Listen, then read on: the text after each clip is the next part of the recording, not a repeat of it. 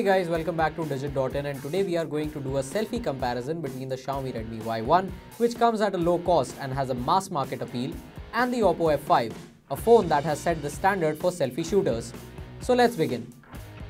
Let's begin with the selfies in normal light. When seen separately, images taken from these two very different smartphones do look somewhat similar. However, once we started comparing, it is easy to see that the skin tones produced by the Xiaomi Redmi Y1 are a little warmer compared to the one taken by the Oppo F5. If we look past the higher resolution count on the Oppo F5, which is 20 megapixel, the Xiaomi Redmi Y1 seems to be doing decent job for its price. There is a visible difference in details, but apart from that, both images look equally vibrant and usable. The images start to differ as we move to artificially lit settings and more difficult shooting conditions like fluorescent light. Still, both the phones manage to capture the subject well. That said, Xiaomi Redmi Y1 fails to capture colors correctly. Check the colors of the sweater, colors on which seems to be dull and way off the natural tone. Moreover, there is a visible lack of details.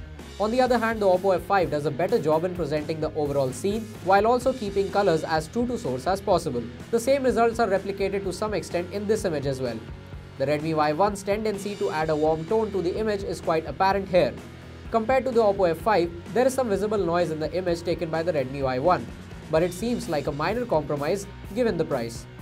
There are ample details in both images, but you can easily see that there is a difference between the image quality of both the phones. Here the Oppo F5 uses AI to blur the background. As a result, the user in the background is blurred too, since the algorithm deems the background unimportant. That is actually a poor implementation of AI, since an intelligent algorithm should ideally be able to recognize all the subjects. It is also somehow easily deterred by a varied lighting conditions between the two subjects and ends up lowering the ISO to 180, hence lowering the exposure and making the whole scene look darker than it is. The Redmi Y1 on the other hand captures the image at higher ISO, blowing out the background. In their respective processes though, both the phones introduce similar level of grain to the image.